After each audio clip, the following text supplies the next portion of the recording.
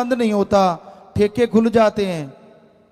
आप पीना बंद कर दो, देखते हैं ठेके पशुओं के लिए खुलते हैं क्या? कर दो बंद, फिर देखते हैं कैसे खुलेंगे ठेके, जब कोई जाएगा ही नहीं लेने। तो आप पीते हो, आप नशे करते हो, तभी ये खुलते हैं भाई। पशुओं के लिए तो कोई ठेका खुलता नहीं। तो इसलिए आपको जागना होगा, समाज को जागना होगा, नशों को त्यागना होगा। नशे बर्बादी का घर हैं, कभी किसी को खुशहाल नहीं बनाते। हमारे देश में तंबाकू के नशे से जितना कुछ बनता है, अफीम की खेती से, उसमें 1 मिनट में मरने वाले 2 लोग हैं।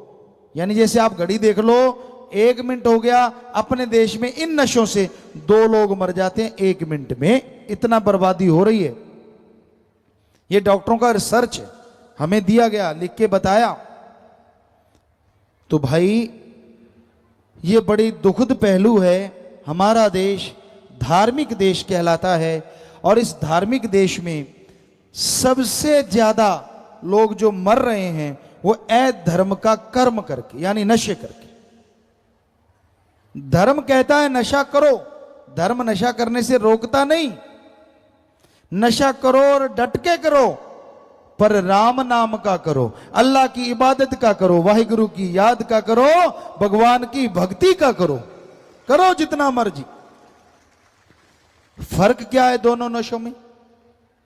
अब दुनिया के नशे जितने करोगे, शरीर बर्बाद, तन बर्बाद, मन बर्बाद, आत्मा बर्बाद, परिवार बर्बाद, घर बर्बाद और कुल का नाश। और राम नाम का नशा करोगे, समाज में इज्जत, शरीर तंदुरुस्त, अंदर सुरूर, चेहरे पे नूर और कुलों का उद्धार हो जाएगा। जमीन आसमान क्या, कहीं भी मुकाबला नहीं। इतने जबरदस्त है राम नाम, अल्लाह मालिक की भक्ति इबादत का नशा। करो तो सही। लोग पूछते फिरेंगे क्या खाते हो, इतनी खुशी कैसे?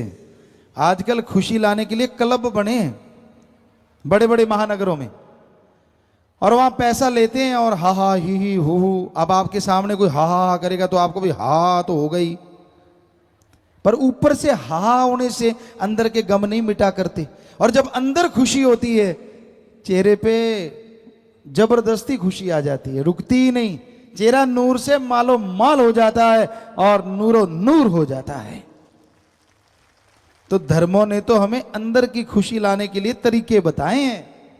सुमन करो, मेहनत करो, कर्म करो, बाकी भगवान पे छोड़ो, वो जाने उसका काम जाने। कर्म जोगी और ज्ञान जोगी बन जाओ। अच्छे कर्म करो, इसका ज्ञान हो। और सिर्फ ज्ञान लेके घूम रहे हो, कोई फायदा नहीं अगर कर्म नहीं करते।